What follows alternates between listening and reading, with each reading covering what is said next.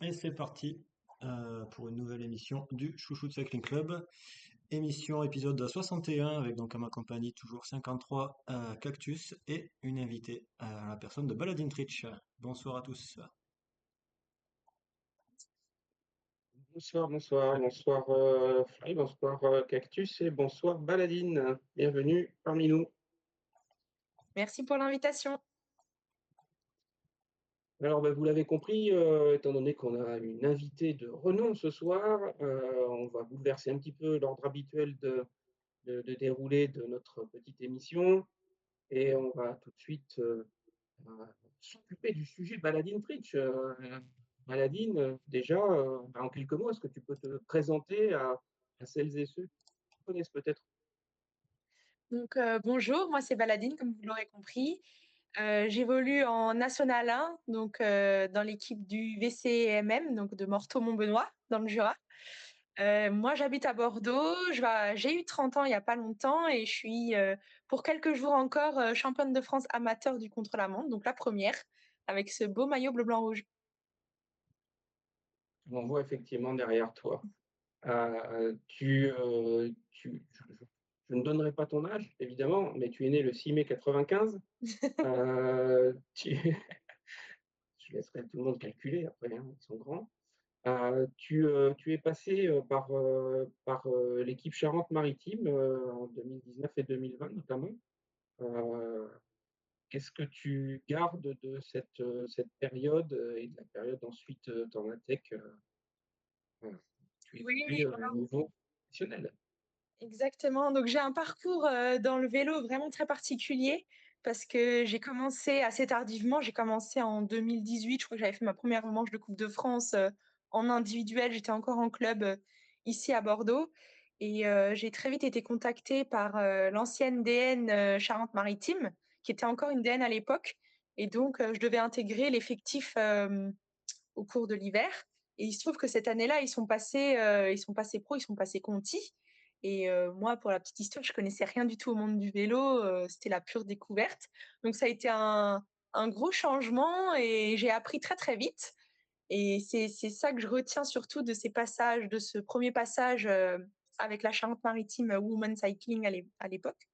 C'est un apprentissage en accéléré, du monde de la compétition, cycliste et aussi, de l'exigence que demande, le haut niveau et heureusement ou pas, le covid est arrivé, assez rapidement après ces années-là et j'ai pu, prendre un temps pour moi dans mon parcours, on va dire professionnel parce que, vu mon âge, j'avais presque fini mes études et je commençais à travailler.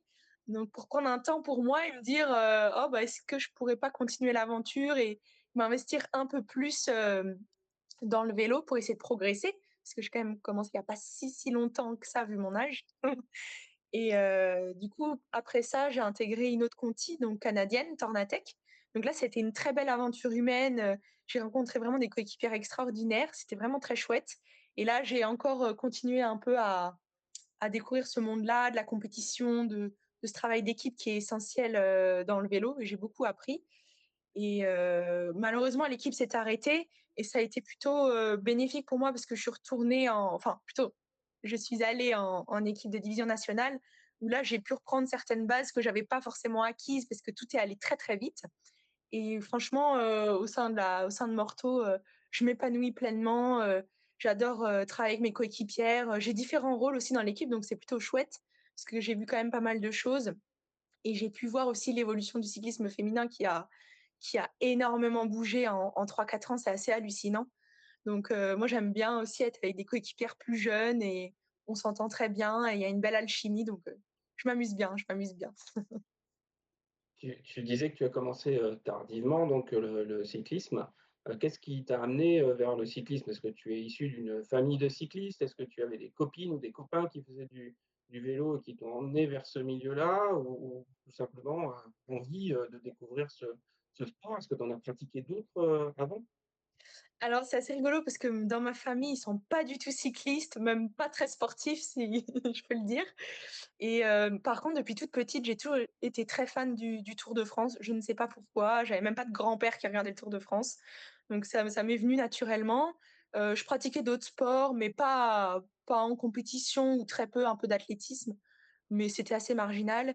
Et en arrivant à Bordeaux pour finir mes études, donc j'étais en école d'ingé, je me suis mise au vélo d'abord pour découvrir un peu la région, parce que c'est assez chouette. On a la plage pas loin, mais il faut quand même faire un peu des efforts à vélo notamment. Puis après, l'esprit de compétition que j'ai en moi a repris un peu le dessus. Donc je me suis inscrite dans un club et de fil en aiguille, j'ai commencé des petites courses en UFOLET d'abord, puis les courses nationales qu'il y avait dans le coin et puis les courses avec les mecs et tout, enfin, etc. C'est venu assez naturellement. Une passion inassouvie de l'enfance que j'ai pu faire plus tard. Tu te rattrapes C'est ça, c'est ça. sur On m'a le tard. toujours dit T'es encore jeune quand même, il n'y a pas de souci. ouais, ça va, ça va. C'est quand même un sport de maturité lente. Bon, ça, c'est plus trop prouvé maintenant quand on voit tous les jeunes qui explosent, mais je me dis que bon, je peux encore progresser. J'ai encore des choses à montrer. Ok. Joy, est-ce que tu as une question pour Baladine? Juste une fois, comme ça, t'as fait quelle école d'ingénieur? C'est pas du tout lié au vélo, mais ENSTBB, c'est une école d'ingénieur en biotechnologie.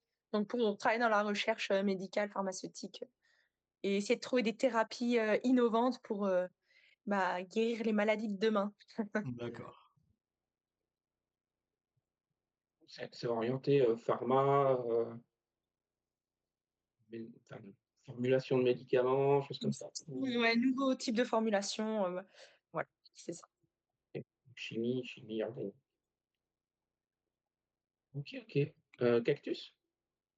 Non, bah voilà, un des éléments principaux, si on peut dire, ça va être aussi donc ce titre amateur que tu as eu l'année dernière. Donc déjà, est-ce que le fait d'être la première, c'est une catégorie qui a été créée enfin, à partir de l'an dernier, est-ce que le fait d'être la première, ça rajoute quelque chose en plus pour toi? Oui, je pense qu'il y a une petite fierté aussi d'avoir été la première et je le saurai à jamais, ça c'est sûr.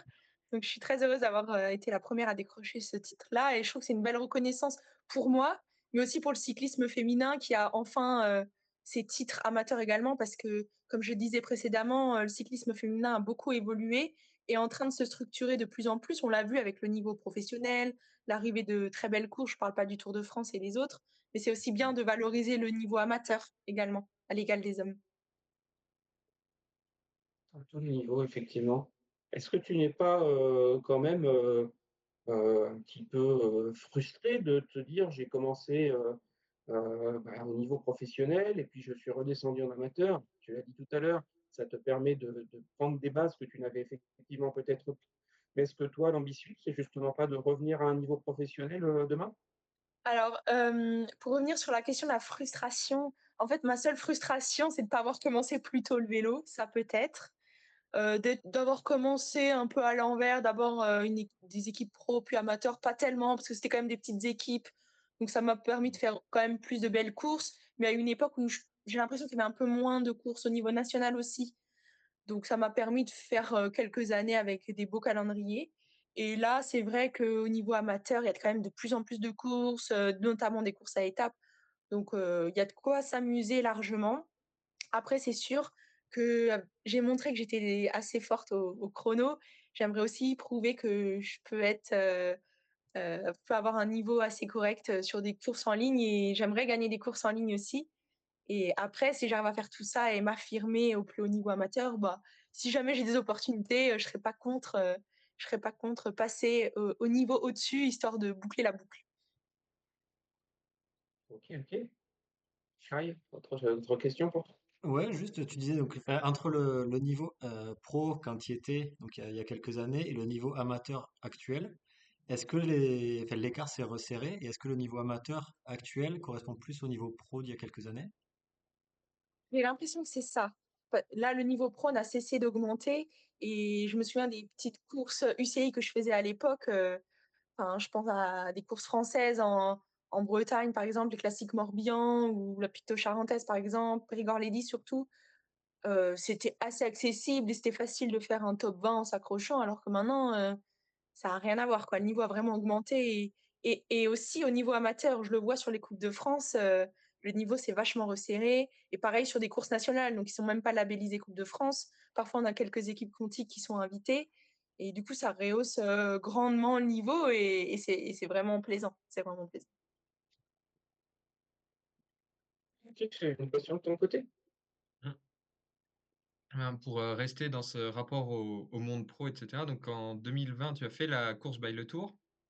Ah oui, c'est vrai. Alors, est-ce que du coup, il y a une, j'allais dire, dans la même logique de ce que disait 53 de revenir dans le monde pro, est-ce que maintenant qu'il y a un vrai Tour de France, est-ce que ça reste, peut-être pas un objectif, mais un rêve ou tu j'allais dire, où ça a pas la même magie que ce Ah que ça peut si, avoir chez si, je pense que le Tour de France, il y a quelque chose de magique, que ce soit pour les hommes ou pour les femmes. C'était frustrant même à l'époque qu'il y ait qu'une seule étape, que c'était la course by le Tour. Et donc là, c'est sûr que faire le Tour de France, ça fait rêver n'importe qui et moi y compris, ça me fait rêver. Je peux pas, ce serait mentir de dire l'inverse, c'est sûr. Je sais pas si c'est vraiment réaliste, mais en les tout cas, c'est bien d'y rêver et d'y penser parce que ça booste aussi et ça permet de se dépasser tous les jours. Voilà, faut rêver grand. mmh. Qu'est-ce qui te manque, d'après toi, s'il te manque quelque chose, qu'est-ce qui te manque pour accéder à ce niveau-là aujourd'hui?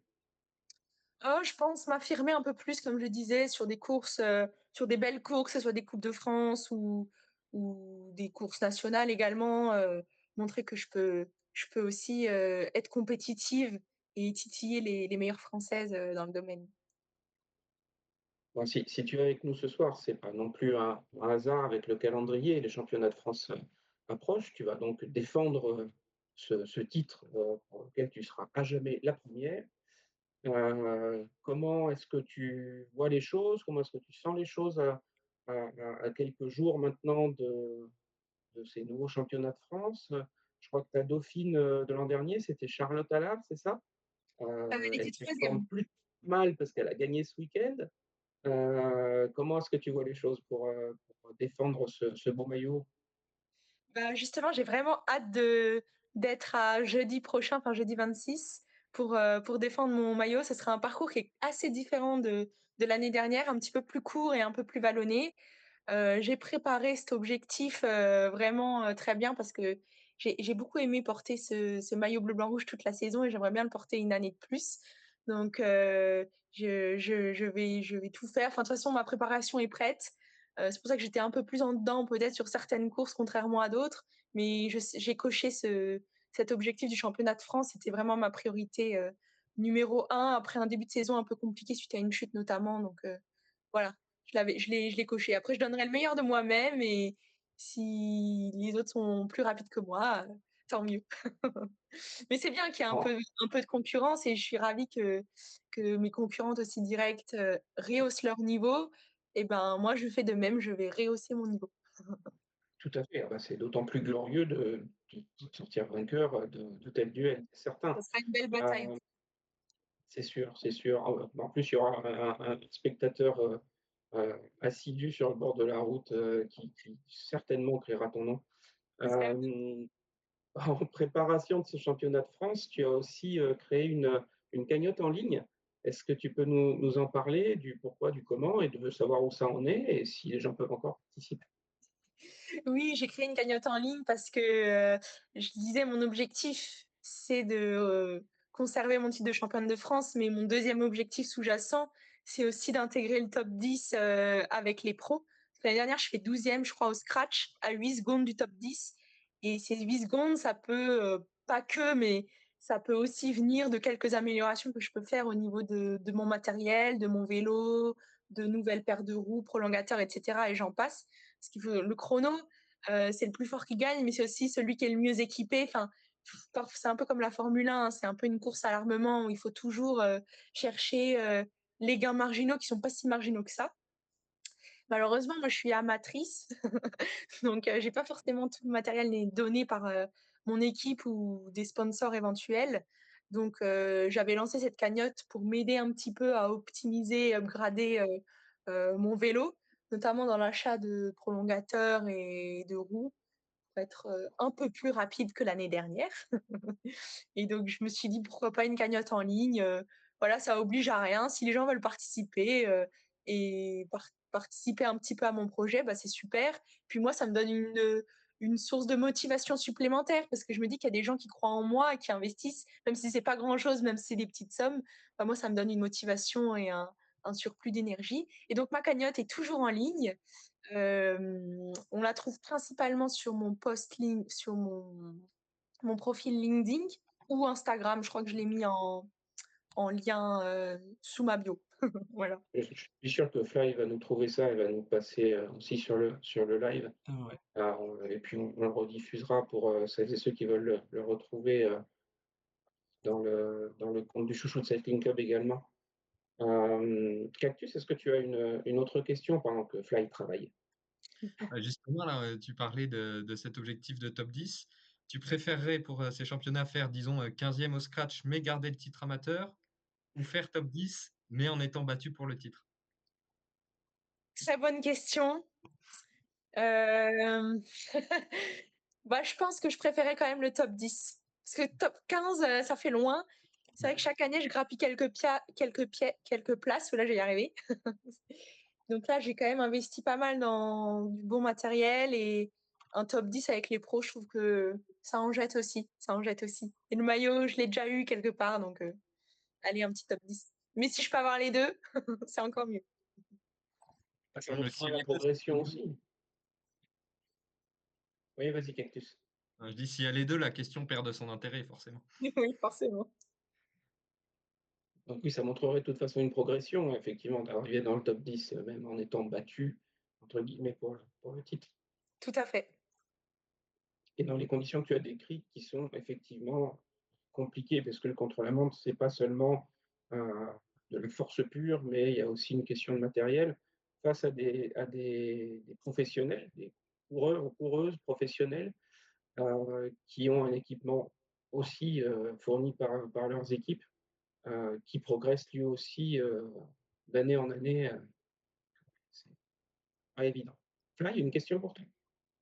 Ouais, juste, est-ce que tu sais à peu près le prix de ton vélo, le prix total de ton vélo, avec les roues et tout?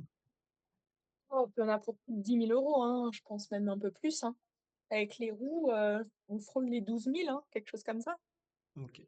C'est quoi comme Oui, vélo? oui, Moi, j'ai un Trek Speed Concept, des petits prolongateurs Drag to Zero, petite roue lenticulaire. Déjà là, il y en a pour un petit billet. Une petite roue à bâton aussi. Donc, ça, je suis très vite. Puis à côté de ça, il y a l'équipement pour moi, donc le casque, une combi. Ça va vite, hein. Ouais. Des petits tests aéro. Par-ci par-là. J'ai pas fait de test en soufflerie parce que c'était un peu compliqué à organiser et d'un point de vue budgétaire aussi, c'était compliqué à planifier, mais ce sera peut-être pour l'année prochaine, hein. On est Ouais. toujours un peu plus gourmand. Est-ce que tu fais des je entraînements sur pensais piste à. avec? Enfin, est-ce que c'est possible déjà? Oui, sur piste, on a fait quelques tests avec Louis Pigeonlet notamment, qui m'a pas mal aidé, m'a beaucoup aidé pour améliorer mon aéro. On a testé pas mal de choses sur piste notamment. Donc moi, j'habite à Bordeaux, donc c'est génial parce qu'il y a le Vélodrome de Bordeaux qui est couvert et qui propose des solutions, des conditions pardon, vraiment idéales pour faire ce genre de test. Parler du financement et du besoin forcément d'aller chercher les sources de financement avec le financement participatif lancé. Euh, Est-ce que c'est des choses qui se pratiquent d'aller chercher aussi des sponsors perso, comme on peut le voir sur des sports individuels, comme certains sports olympiques moins médiatisés, on va dire, où les athlètes fonctionnent justement pas mal avec du sponsoring personnel, étant donné que tu es aussi dans une équipe qui, elle, est aussi sponsorisée. Comment est-ce que ça se passe? Est-ce que tu as déjà creusé le sujet? Oui, alors c'est un sujet assez compliqué parce que comme tu le disais, mon équipe, donc le VCMM, est sponsorisée par pas mal d'entreprises et autres marques. Donc, il faut pas que ça entre en concurrence. Par exemple, au niveau de la nutrition, on est sponsorisé par Ethics, donc je peux pas aller chercher une marque pour moi d'une marque concurrente, ce qui est normal. Par contre, oui, j'ai réfléchi quand même à cette problématique du sponsoring parce qu'il se trouve que dans mon travail, je collabore avec des entreprises dans le domaine de la pharma et de la biotech. Et donc, j'ai commencé un peu à parler de mon projet sportif autour de moi dans le milieu vraiment professionnel.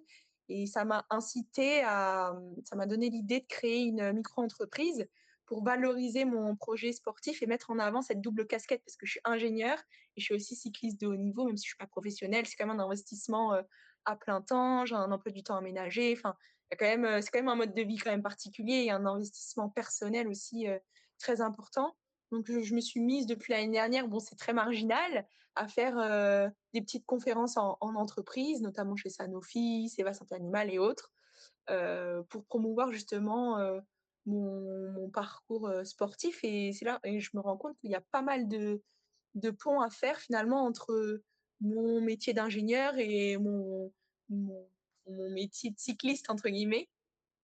Et donc, c'est assez intéressant et ça intéresse aussi ce monde-là. Donc, ça permet un peu de booster certaines équipes et voilà, donner un exemple dans un autre domaine que le domaine médical ou pharmaceutique. Mais ça permet d'ouvrir les horizons également. Donc, c'est un peu comme ça que je trouve du sponsoring privé, quoi, en échange de petites conférences en entreprise. Et en plus, à Bordeaux, je suis ambassadrice du magasin matériel vélo Artig, donc à Bordeaux. Et donc, eux aussi, ils m'aident énormément dans la révision de mes vélos et ils me fournissent aussi un peu de matos. Donc, c'est vraiment chouette. Et ça me donne d'ailleurs des idées pour la suite d'autres projets. Bon, le seul truc qui me manque, c'est le temps pour pouvoir développer toutes mes idées. Ça viendra, ça viendra. Cactus ou Flavie, vous avez une autre question? Moi, j'avais juste en parlant de temps, justement. Tu t'entraînes combien d'heures par semaine? Entre 15 et 20 heures. Ok. Ça commence à faire. Et après, ouais, t'as les courses après le week-end en général. Donc en plus. J'ai pas compris, pardon. En plus, t'as les courses le week-end qui se rajoutent à l'entraînement. Oui, voilà, voilà. Après, les semaines sont un peu plus light, entre guillemets, quand on a des grosses courses le week-end. Et on compense quand il n'y a pas les courses, on va faire un peu plus de volume le week-end. Ok. Mhm. Mais on a logiquement beaucoup parlé du chrono, mais il y a aussi la course en ligne qui va arriver pour les championnats de France amateurs. Donc là, que ce soit à titre personnel ou avec le Morteau Montbonnois, vous abordez ça comment, avec quelles ambitions? D'ailleurs, on est ravis cette année parce que les pelotons pro et amateurs seront séparés. Donc c'est vrai que les autres années, ça faussait un peu la course parce que c'était les pros qui faisaient la course et nous, on devait juste, entre guillemets, s'accrocher. L'année dernière, c'est un peu ce qui s'est passé. Bon, c'est la plus forte qui gagne, hein, c'est sûr. Mais là, il y aura un peu une stratégie de course qui va entrer en ligne de compte et qui va rendre la chose beaucoup plus intéressante et qui va un peu ouvrir les portes aussi à tout le monde. Sachant que le parcours est assez difficile, il va être assez usant, mais ça reste quand même assez ouvert. Et là, franchement, je vais tout donner pour le collectif, hein. Ce sera on aura notre stratégie et celle qui aura la meilleure opportunité jouera la gagne, clairement. Donc, si c'est moi, c'est moi. Si c'est une de mes coéquipières, je me mettrai à la planche pour elle, ça c'est sûr. Donc, si on peut faire le doublé, c'est magique.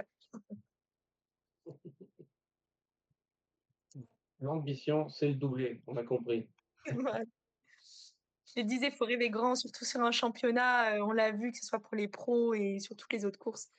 Il se passe tellement de choses, parfois des choses tellement inattendues qu'il faut vraiment pas se fermer les portes. Tu parles de rêver grand. C'est quoi ton plus grand rêve que tu es intimement persuadé qu'il va se réaliser, forcément? C'est quoi le rêve atteignable? Bah, conserver mon titre de championne de France, viser le top 10, être dans le top 10, ça c'est sûr. Là, ça me paraît atteignable, mais bon, rien n'est joué, hein, ça c'est sûr. Il y a de la concurrence, elle est très forte, au pluriel, hein. Parce qu'on a Ça, parlé de ça, Charles tout c'est à l'heure, mais il y en a quelques-unes qui sont aussi assez trousses. c'est le rêve court terme pour les championnats de France, mais le rêve long terme pour ta carrière. Pour ma carrière, intégrer une équipe professionnelle et pouvoir m'exprimer en tant que rouleuse et être entre guillemets la coéquipière modèle, faire des belles courses, aider à la victoire pour mes leaders. Voilà, ça, ce serait un rêve pour moi, un grand rêve, difficile, mais pas non plus si extravagant. D'accord. Et donc toi qui t'es mise au cyclisme tardivement, comme tu nous l'as dit au départ, mais qui suivait le Tour de France étant petite fille. C'est qui tes idoles dans le cyclisme, à part Fly, évidemment? Bah, c'est d'actualité, mais des coureurs comme Romain Bardet, bon, enfin, ces années 2016-2017 où il était vraiment au top, moi je suivais déjà, j'étais à fond, j'étais pas encore à Bordeaux, mais ça me faisait rêver. Et son comportement aussi, son professionnalisme, dans ce genre de coureur. Après, en Belgique, Philippe Gilbert aussi, grande fan. Et si je prends des coureurs actuels, des profils, voilà, comme je vais être classique, mais comme un Wout van Aert, par exemple. Moi, je suis une fan absolue parce qu'il fait, en plus de ses performances, il fait preuve d'une résilience à toute épreuve et ça me touche particulièrement.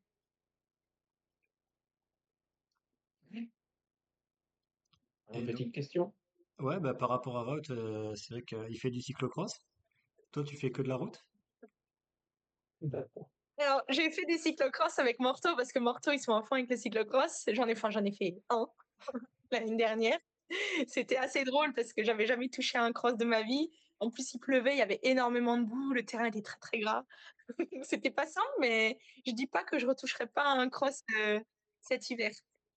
J'aimerais beaucoup faire du gravel aussi, mais du coup, ça va faire beaucoup de vélo là, à voir chez moi et j'ai plutôt de place. Et il y a des courses de gravel près de Bordeaux?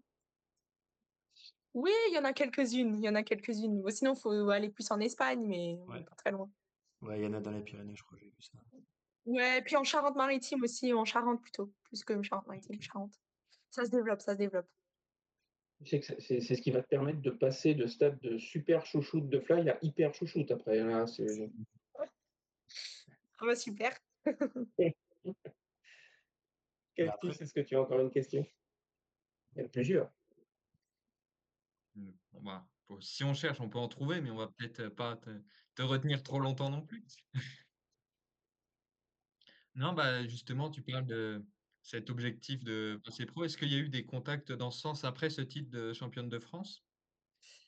Non, parce qu'en fait, c'est assez drôle, mais j'ai mis l'été à réaliser que j'étais vraiment championne de France et éventuellement ce que ça pouvait m'ouvrir comme porte. On m'a pas contactée, j'ai pas fait de demande non plus. Je savais pas trop ce que je voulais à ce moment-là et voilà, j'ai pris l'hiver pour réfléchir un peu à mes rêves et à ce que je voulais faire parce que voilà, j'ai quand même 30 ans, donc s'il y a des décisions à prendre, il faudra les faire rapidement aussi. Moi, je rebondis là-dessus. Tu as effectivement 30 ans.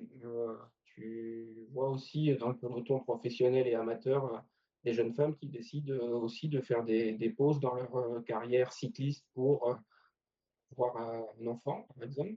Comment est-ce que toi, tu envisages les choses? Je te demande pas de me donner des dates de naissance et des prénoms tout de suite, hein. Bah, c'est pas du Voilà, tout dans mes où plans. est-ce que Je pense que je suis assez en décalage par rapport aux personnes de mon âge, que ce soit mon mode de vie et autres, parce que c'est vraiment pas du tout dans mes projets. Du tout. Donc, bon, tu je me pose pas la question. écoute, tu as encore une question? ouais, bah, par rapport au monde pro, donc c'est vrai que tu étais dans l'équipe Charente-Maritime qui maintenant est Winspace et qui est pro. Est-ce que tu serais tenté d'y retourner? Franchement, pourquoi pas? Tu as déjà les contacts, C'était donc très bien passé. Vraiment. Oui, tout est très bien passé. Est-ce que vous autre avez encore question. des questions, messieurs? Autre question, ouais, donc tu roules avec le maillot bleu, blanc, rouge, donc principalement avec le vélo de chrono. Est-ce que tu es reconnu des fois quand tu fais des sorties? Oula, non. Pas tellement où je me rends pas spécialement compte. Non, mais ça, c'est surtout quand je sors le vélo de chrono, surtout si je mets ma roue lenticulaire. Les gens souvent regardent de manière assez, je sais pas si c'est impressionné ou surpris, parce que c'est pas le genre de vélo qu'on voit non plus si souvent que ça. Après, il y a une petite communauté cycliste à Bordeaux, mais ils me connaissaient déjà d'avant, donc c'est de la triche. Voilà, après le problème, c'est que les gens, ils vont te reconnaître en tant qu'Audrey. Tant mieux. Ça me fera des clients en plus pour mes conférences.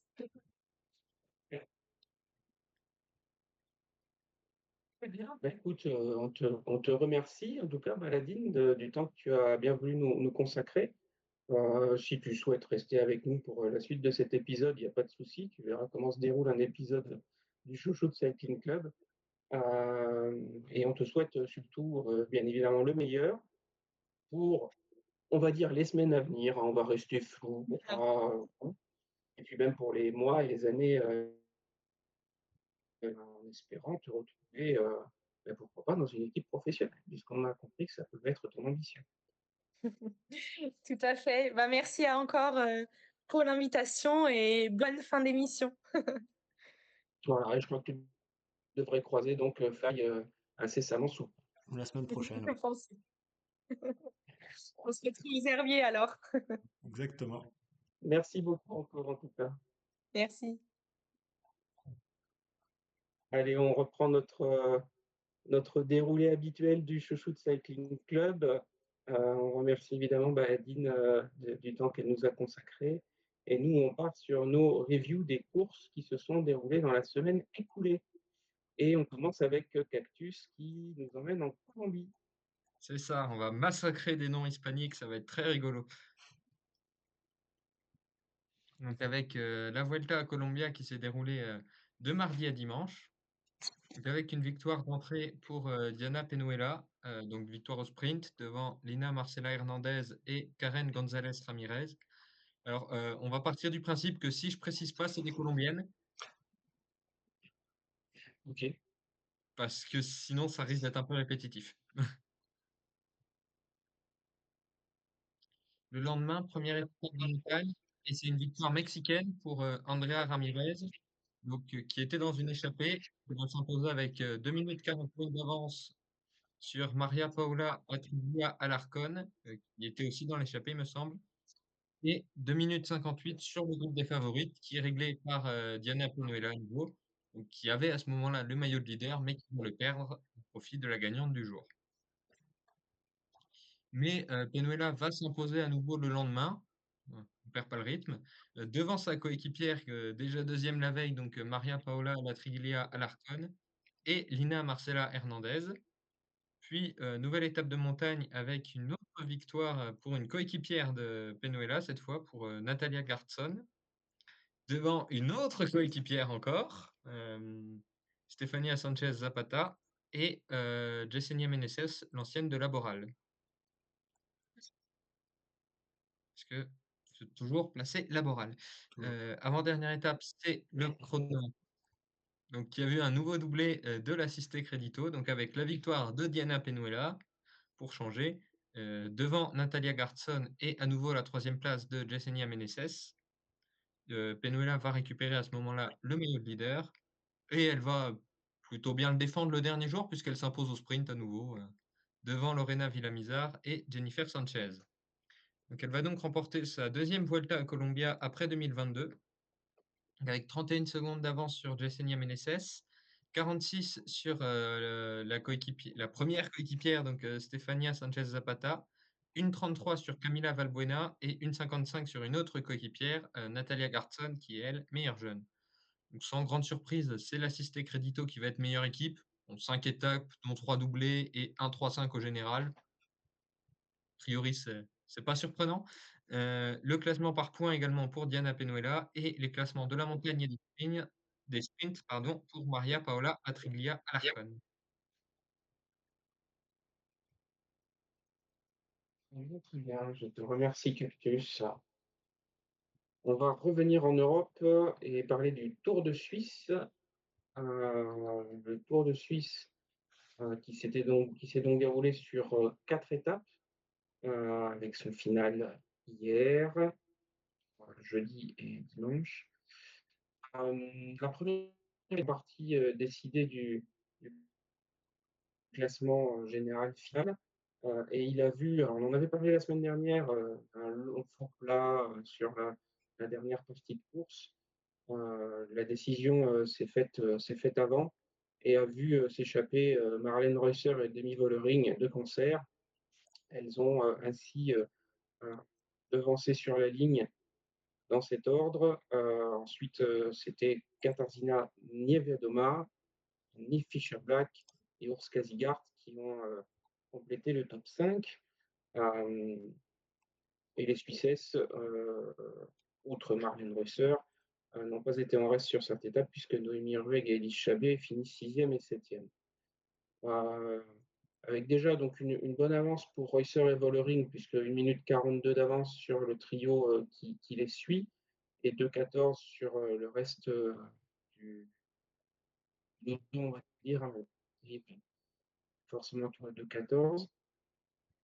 La deuxième étape a été plutôt favorable à l'échappée, puisque c'est un petit groupe échappé, d'un petit groupe échappé, dont la vainqueur et la seconde ont pu s'extraire. En l'occurrence, c'est Amber Crack de la FDJ Suez qui a été quand même favorisée dans l'échappée puisqu'elle n'a pas eu à trop travailler, ayant sa leader placée au général dans le peloton derrière, Demi Vollering. Ça lui a permis de placer une attaque bien sentie au bon moment pour faire exploser ce qui restait de l'échappée à ce moment-là. Je crois qu'elles étaient encore 4 ou 5. Et donc finir en beauté cette deuxième étape et lever les bras en solitaire. Elle devance Martha Allard, qui était également dans l'échappée de la Team SDO d'1 minute 55. Puis derrière, on retrouve Elise Chabet, Mavi Garcia et Cassia Niewiadoma qui se sont extraites du peloton réglé derrière par Marlène Reusser, devant Demi Vollering, Noémie Rueg et Eleonora Tchabo. Donc, tout ça ne change pas grand-chose au général. Marlène Reusser conservant le leadership grâce aux bonifications prises sur la première étape. La troisième étape était la plus plate, on va dire, de ce Tour de Suisse.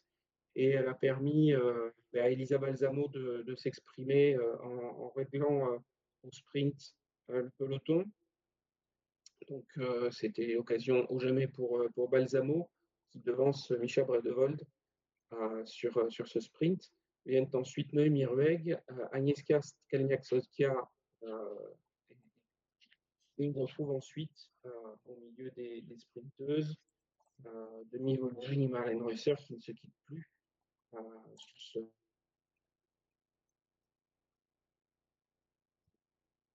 Ah. On est en train de le perdre.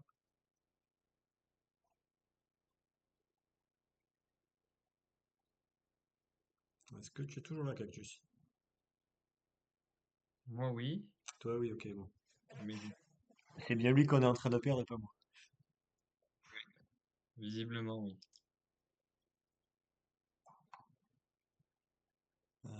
Bon. Quelque chose à ajouter sur le Tour de Suisse de ta part? Je vais attendre qu'il finisse, ça. Là, on est. Ah, attends, Ah, le code. c'est lequel qui est là? Tu m'as Hop, ok. extrait de. Je suis là 2 fois maintenant. En fait. C'est bon, je te. Non, mais il faut que je vire le bon. C'est ça le problème. Voilà. Ah, au moins, on n'a pas eu de problème en live avec Baladi, c'est déjà ça. Ouais, tout à fait. C'est SFR qui est en train de redémarrer, je pense. Donc, on a entendu tout ce qu'il fallait pour la troisième étape. Je peux passer à la quatrième. Allez. Donc, la quatrième étape, elle a scellé le classement général, puisque Marlène Reusser devançait donc Demi Vollering au jeu des bonifications. Et sur cette dernière étape, on va dire punchy, c'est Marlène Reusser qui est allée s'imposer en solitaire pour cette fois, en ayant lâché Cassia Niewiadoma et Demi Vollering, ainsi que Céline Kerbol sur la dernière partie de course. Donc les 3 dernières citées prennent la deuxième, la troisième et la quatrième place dans cet ordre. Niewiadoma deuxième, Vollering troisième, Kerbol quatrième. Yara Castellain récupérant la cinquième place devant Fischer Black et Zigart. À noter la présence de Sarah Gigant, Isabella Holmgren et Marion Bunel aux 8e, 9e et 10e places. Donc ça va sceller le classement général de ce Tour de Suisse, remporté par Marlène Reusser pour 36 secondes devant Demi Vollering et une 56 devant Kasia Niewiadoma. Un joli podium, ma foi, pour ce Tour de Suisse. Au pied du podium, on retrouve Nick Fischer-Black et Urska Zigart. Cédric Carvalho venant prendre la 6e place. À noter que chez les jeunes, c'est Marion Bunel qui remporte le maillot de meilleur jeune. Marlène Reusser saluant également le classement par points. Et Martha Lahr venant souffler le maillot de meilleur grimpeur à Sarah Gigant pour 2 petits points. Voilà, Lidl Trek par équipe. Un beau Tour de Suisse remporté par une Suissesse. On va continuer avec des courses un peu montagneuses et partir dans les Pyrénées avec Cactus.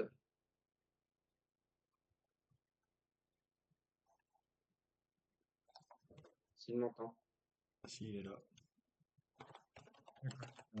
Coupé chez moi. On t'entend, c'est bon. Tu peux parler des Pyrénées. Ok. Donc, Tour des Pyrénées qui se déroulait donc sur 3 étapes de vendredi à dimanche.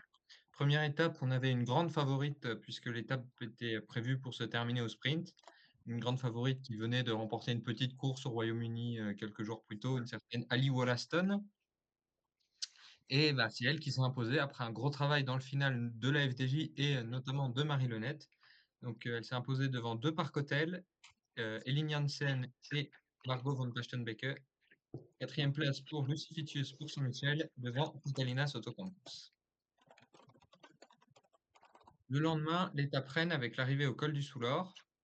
Donc, et comme l'an dernier à l'Obisque, c'est Uzo Ostolazza qui est venu s'imposer, donc avec 16 secondes d'avance sur Nadia Gontova, 19 sur Ségolène Thomas, 32 sur Valentina Cavalar et 58 sur Brody Chapman.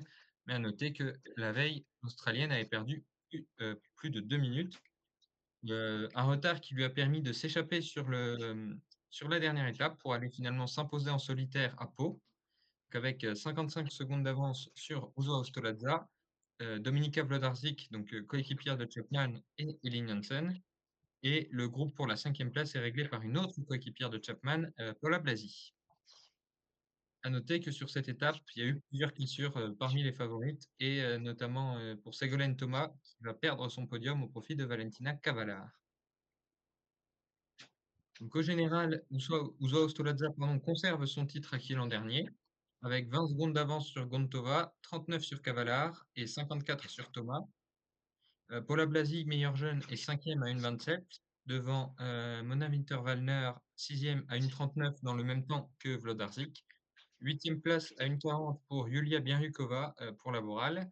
9e place à 1,58 pour l'Autoclass. Et c'est la Saint-Marinaise Valentina Venerucci, déjà 5e de l'Alpe Grésivaudan il y a quelques semaines, qui complète le top 10 à 2,07 devant Carolina Perekitko, Brody Chapman, Nina Boisman, Julie Bego et Audrey de Kersmaker. Donc, le classement par points est pour Uzo Ostolazza, le classement de la montagne pour Heidi Franz et UAE Team ADQ remporte le classement par équipe. Très bien, merci Cactus pour ce résumé des Tours des Pyrénées. Alors juste dans le chat, on a une question qui nous demande si c'était la même orga que l'année dernière pour le Tour des Pyrénées. Alors pour l'année dernière, C'est la oui. même. Par contre, c'est Mais peut-être plus par rapport à l'orga d'il y a 2 ans qui a changé. donc, c'est ça, ça a été changé après l'édition 2023 où on avait eu la 3e étape annulée parce qu'il y avait eu des problèmes de sécurité qui avaient poussé les coureurs à ne pas repartir. Mais ça a été changé donc entre 2023 et 2024 et là on est sur la même équipe qu'en 2024. Avec notamment Elisabeth Chevan, alors moi je dis Chevan-Punel parce que je courais avec elle, elle s'appelait comme ça, qui est à la tête de ce Tour féminin international des Pyrénées, c'est ça?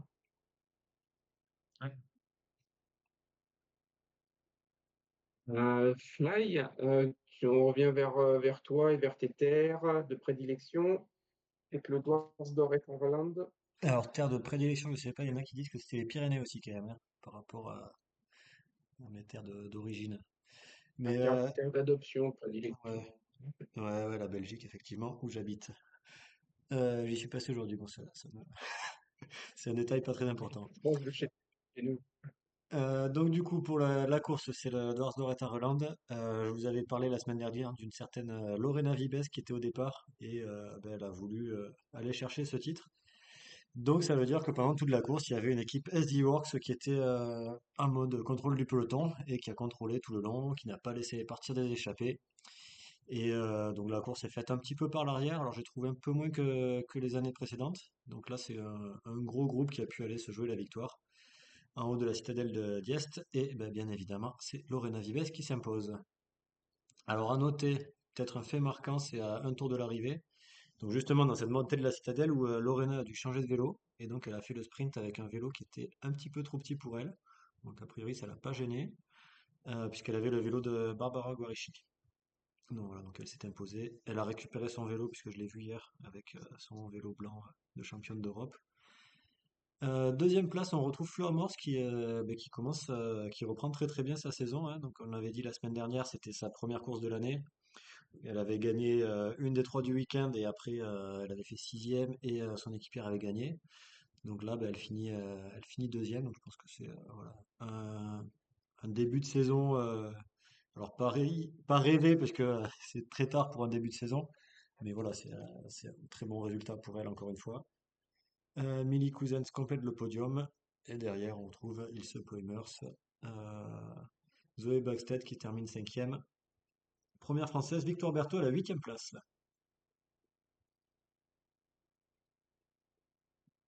Est-ce que vous avez d'autres résultats à partager, messieurs? Il y avait je sais pas s'il y a un critérium ou un truc comme ça au Canada, qui a vu la victoire de Laurie Millette, qui est coureuse du KDM Pack, la canadienne. Il y avait il y avait les championnats de France de paracyclisme aussi. Bon, là, pour le coup, j'avoue que j'ai pas tout suivi, donc je ne pourrais pas donner tous les résultats. Mais il me semble que notamment, on a eu un doublé de Catel Alençon sur la route et le chrono. Catel Alençon qui est la seule féminine, il me semble, qui est accompagnée par Cofidis, une, euh, qui accompagne plusieurs coureurs en e-sport et qui est désormais professionnelle. D'ailleurs, on avait dû en parler quand ça avait été annoncé il y a quelques mois. Et on avait également, hier dimanche, les championnats Médio-Fondo, Grand Fondo, championnat d'Europe, Médio-Fondo, Grand Fondo, qui se déroulaient sur le site de l'Ardéchoise. Donc, site, je ne plus. Voilà, l'Ardéchoise. Ah, t'as gagné? Non, parce que tu vois, c'est pas un maillot de champion d'Europe, Ah, c'est juste le maillot de l'Ardéchoise. Donc, c'est le maillot qui a été donné à tous les participants cette année. Moi, j'ai participé, mais simplement sur le, sur le, sur le bord de la route, on va dire, hein, sur le podium en l'occurrence. Puisque c'était ma place, c'était ma fonction. Mais voilà, je ne vais pas vous donner de résultats parce qu'il n'y a pas de résultats scratch, c'est des résultats par catégorie d'âge. Donc je vous encourage à aller sur le site de l'Ardéchoise où vous pourrez retrouver tous les résultats des médio fondo et grand fondo, championnat d'Europe, en présence d'ailleurs de la vice-présidente de l'UEC.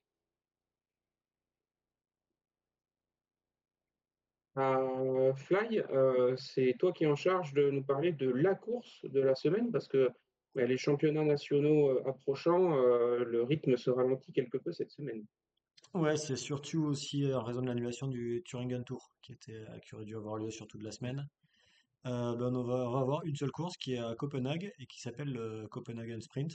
Donc voilà, je pense que rien qu'en voyant le nom, on connaît la vainqueur, hein. Ça va être une certaine Lorena Vibes C'est la qui semaine devrait. de vélo plus important que cette semaine. Ouais, écoute, il n'y a que ça à se mettre sous la dent. Donc voilà, je pense que ça sera. Enfin, c'est une épreuve de sprint, donc ben, les meilleures sprinteuses devront être au départ. Donc Lorena Vibes, Elisa Balsamo, Sophie Van Rooyen qui m'a dit qu'elle y était, Charles Cole. Charlotte Cole, effectivement. Alors la Starlist n'est pas dispo, donc on n'a pas les coureuses, mais voilà, il y aura Winspace qui fera le déplacement, la S aussi, dans les équipes peut-être moins World Tour. Euh, alors par contre, ah si, il y a Team Picnic, ouais. Donc devrait y C'est une avoir. nouvelle organisation de cette année, hein, c'est ça, Fly? C'est une nouvelle course vraiment qui a commencé. Mais il n'y a pas d'historique, donc je crois, je vais vérifier. Mais Non, ouais, non, c'est il me ça. semble pas. C'est Ah oui, non, c'est une course qui est créée cette. ouais. D'ailleurs, peut-être un peu surprenant que dès sa création, elle soit World Tour. Mais ça, c'est un autre débat. Il suffit de mettre ce qu'il faut. Mais Euh, j'allais dire, je connais pas beaucoup la géographie danoise, mais est-ce qu'on peut s'attendre à ce qu'il y ait potentiellement des bordures? C'est possible. Après, est-ce que là où la course se déroule, il y aura des risques de bordure? Je ne sais pas. Parce que voilà, en plus, vu le nom, on peut s'attendre à ce que ce soit au moins en partie urbain, donc ce qui serait pas forcément propice. Il y a un circuit final, ouais, qui fait une dizaine de kilomètres, donc, et qui est à prendre 3-4 fois. Donc en gros, les 40 derniers kilomètres devraient être à Copenhague. Donc ça serait ouais, un petit critérium. Après, si on voit la SD Works qui veut faire gagner Lorena, ça risque d'arriver on aussi. a vu un grand départ quand même il y a quelques années maintenant du Tour de France. On avait eu des bordures par un pont Juste- alpelon. On avait eu d'autres choses à se mettre sous la dent à cette époque-là. Non, mais justement, ça nous avait été vendu comme ah peut-être qu'il y aura des bordures. Finalement, il n'y avait pas eu de vent. Ah oui. Donc on s'y attend plus maintenant. Mais voilà, c'est aussi pour que, j'allais dire pour est-ce qu'on peut espérer autre chose qu'une victoire de Lorena Wiebes, quoi? C'est un peu la question qui est derrière. Mais Fly n'espère qu'une victoire de Lorena Vives. Donc Non, moi j'espère une victoire de Sophie Van Rooyen. D'autant plus que, a priori, s'il y a des bordures, la SD Works devrait pas être trop mise en difficulté non plus. Normalement, c'est pas l'équipe qui devrait perdre. Oui. c'est elle qui risque de les créer, effectivement. Ok, Après, si on bah, nous le écoute, vend comme un sprint comme ça, ce sera comme les bordures sur le tour, hein, ça n'arrivera pas. on verra bien. C'est une nouvelle course, on va Ouais. découvrir. C'est bien qu'il y ait des nouvelles courses qui se créent. Sur- Surtout qu'effectivement, le Danemark, c'est pas un pays où on avait beaucoup de courses de enfin, World Tour et même plus généralement UCI. Je sais pas s'il y en avait chez les femmes. Ben, il y avait Ouais. la Battle of the North qui y passait, qui avait une ou deux étapes. Mais bon, Mm. cette année qui est annulée aussi. Mais oui, donc ça comble aussi un certain manque qu'on avait. Donc Ouais. on peut aussi noter ça. Là où si on veut comparer à Milan-San Remo qui revient cette année, ça comble peut-être un peu plus un manque que Milan-San Remo. Ouais. Tout à fait. Et puis on aura le même résultat de toute façon. Donc,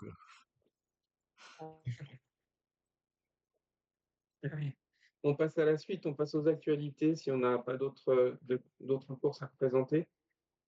Côté actualité, bah, Fly, tu vas garder la main. On a eu des infos sur le calendrier 2026.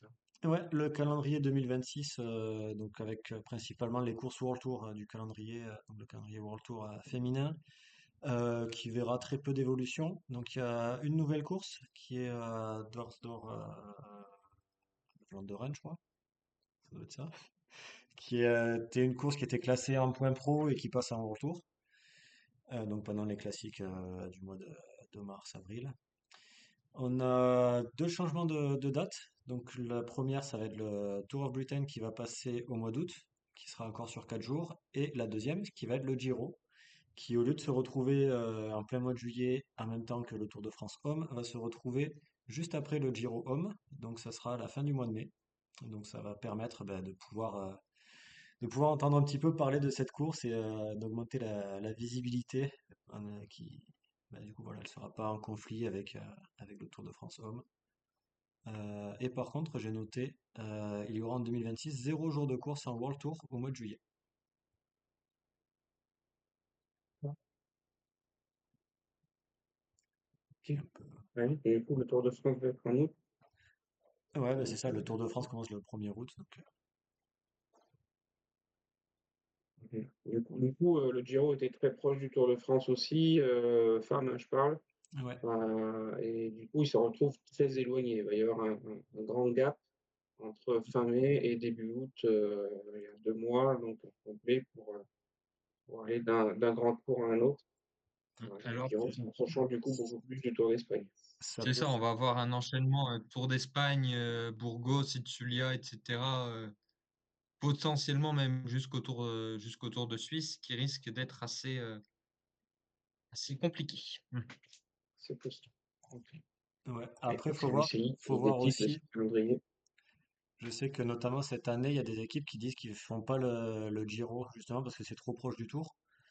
Donc ça va peut-être permettre aussi à ces équipes de pouvoir y aller.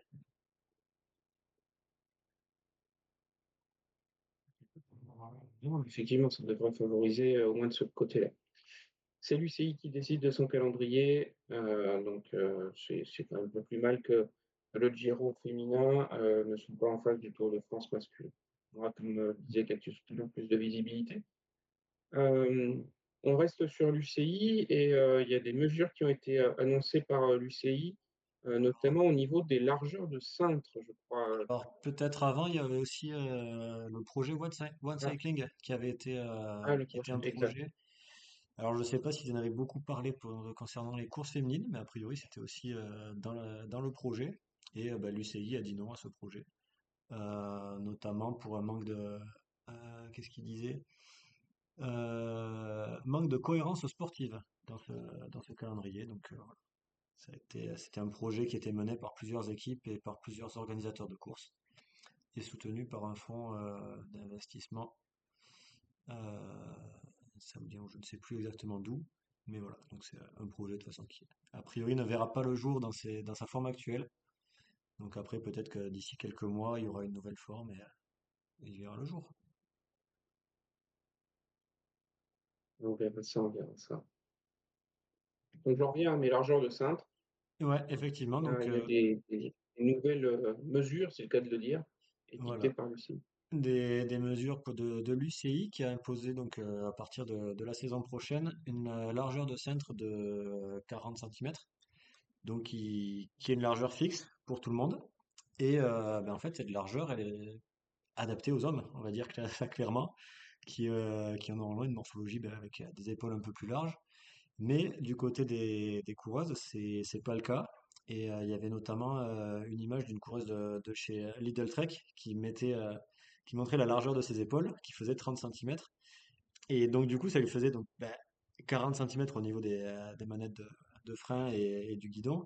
Ça lui fait qu'elle doit écarter les bras pour avoir la bonne taille de cintre. Et donc, c'est vraiment pas adapté à sa morphologie. Et il y avait aussi l'exemple de la team Coop Repsol qui disait que toutes les coureuses ont des cintres plus fins, donc moins larges, et que du coup, ça sera une mesure qui leur feront augmenter la taille du cintre, et donc être moins à l'aise. Et voilà, c'est une mesure qui est dite par l'UCI pour la sécurité de tous. Donc voilà, c'est c'est la mesure qui est imposée comme ça, mais qui ne prend pas en compte les différences de personnes. Donc voilà, ça aurait peut-être été mieux de faire quelque chose du genre, voilà, par rapport à la largeur d'épaule, c'est entre 10% de plus et 10% de moins. Après, chacun peut avoir le centre qu'il veut, mais voilà, c'est comme ça. Ouais, ouais, ouais, je pense qu'il y aura des choses qui seront revues d'ici la saison prochaine sur ce sujet-là. C'est pas possible autrement. Comme tu le dis, c'est quand même quelque chose qui est normalement lié à la morphologie. Quand on te fait ton vélo, quand tu vas acheter un nouveau vélo, on fait en fonction de ta morphologie, on ne fait pas en fonction d'une norme, je ne sais quoi. Euh, Ça, je vois pas comment cette règle pourrait rester en l'état par rapport à des tout petits gabarits qu'on a notamment chez les femmes, mais qu'on peut aussi trouver chez les hommes, hein. Je pense à Lenny Martinez, par exemple. Certain qu'un cintre large de 40, ça soit quelque chose du plus efficace pour lui. Euh, Écoute, on verra ce qu'il en est. Et à noter aussi que pour la piste, ils ont aussi imposé une largeur de cintre, mais à 35 centimètres. Je me souviens du fait que en fait, les, les coureurs, de manière générale, essayent de réduire cette largeur de cintre au maximum pour avoir quelque chose de plus aéro, hein, c'est ça? Ouais, oui. Enfin, ça dépend. Je pense qu'il y a quand même aussi le confort qui entre en jeu, hein. C'est pas juste pour l'aéro. Oui, oui. Oui, mais il y avait peut-être certains abus Oui, dans ce sens-là. oui, oui, effectivement. On n'a pas demandé à Baladine ce genre de 5 sans doute contrairement. Bon, après, oui, quand t'as les prolongateurs, c'est un peu différent. Sur les chronos, c'est Ouais, je pense. différent. Ok. On va parler Ardèche. Moi, je suis obligé de vous parler Ardèche, hein. Je vais vous parler d'Ardéchoise. Forcément aussi Tour cycliste féminin international, TCFIA l'Ardèche. TCFIA, mais comme à son habitude, il a été annoncé euh, cette- avec un parcours cette année qui se déroulera du 9 au 14 septembre, donc sur 6. On va retrouver cette année un petit peu exceptionnel. On a déjà vu lors de la quatrième étape autour de Val-les-Bains en Ardèche. On retrouve des étapes assez habituelles, si c'est pas toujours les mêmes villes de départ ou villes d'arrivée. Et voilà, la première étape aura autour de l'Audun-l'Ardoise. La seconde reliera Saint-Quentin-d'Albon à Saint-Donat-sur-Hermas. On ira ensuite côté Vaucluse pour la troisième étape entre Avignon et Berne-les-Fontaines. Étape qui sera assez intéressante, assez punchy sur cette dernière partie. Donc, notamment, comme je vous le disais, sur l'étape 4, autour de Vals-les-Bains, avec un départ en montée, direction nord pour Vals-les-Bains, puis une redescente vers le sud et une remontée vers Vals. Pour finir, enfin, une remontée sur la carte, mais en fait, ça descend.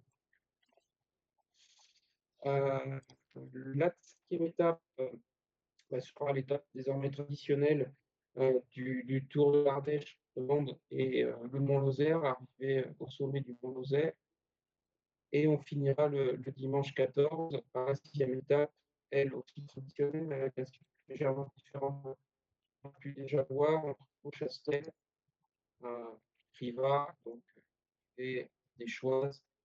Pareil, bien punchy, avec une dernière descente à la vie sympathique vers Privas. Conclure ce tour de l'Ardèche. Donc, le tour a été annoncé, il y avait quelques rumeurs sur des difficultés de finance cette année. Je n'ai pas entendu parler de sur ce sujet, si ça vient, mais en gros, c'était quand même, je pense, très lié à la participation du département du Dèche, en lien notamment avec les économies demandées par l'État. Le Dèche, c'est pas le département le plus riche de France non plus. Donc, il y avait aussi quelques arbitrages probablement à faire, financer les jeux de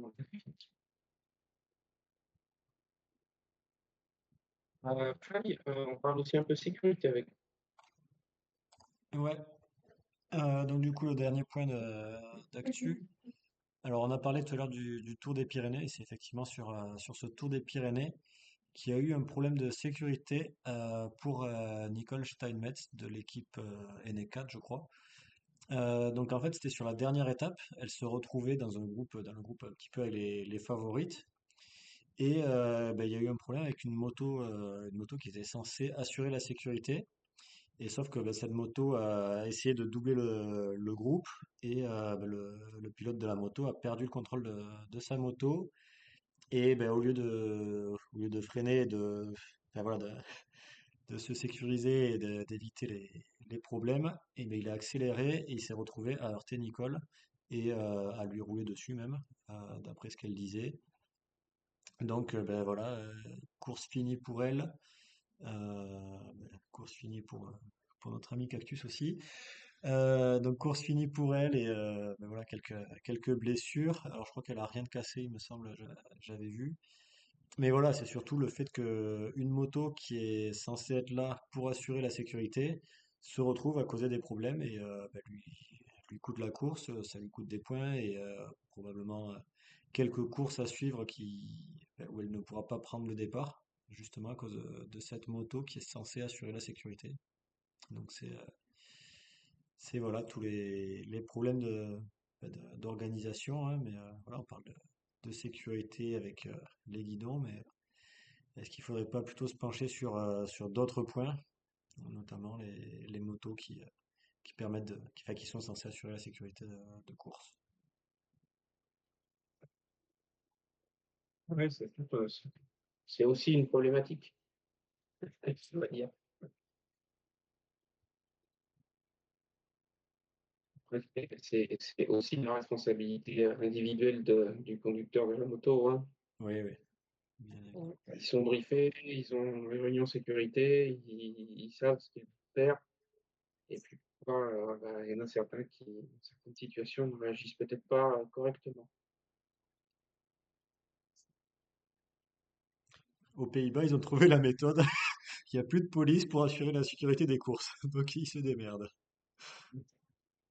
Ouais, ouais, ouais, ça peut être problématique.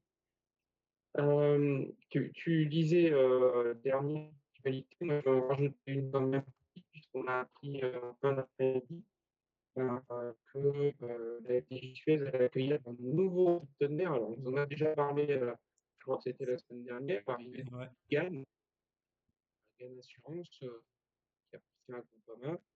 Euh, donc, le maillot, je crois que c'est Cactus qui nous l'a dit la semaine dernière, va être refait euh, c'est pour les championnats de France ou c'est pour le Tour de France? Championnat de France. Championnat de France. Donc le maillot va bien être refait, non seulement avec Gann, mais aussi avec Adagio Aparthotel, qui arrive comme partenaire majeur de la FDJ Suez.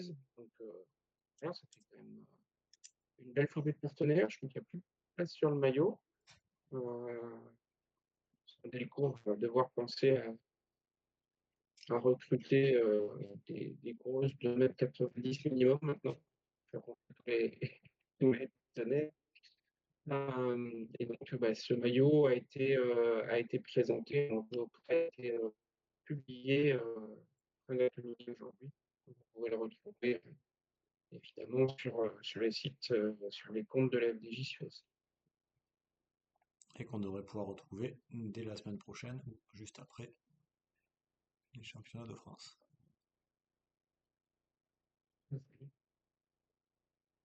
Notez que quand même Juliette Labousse a présenté son maillot de championne de France avec ses nouveaux sponsors.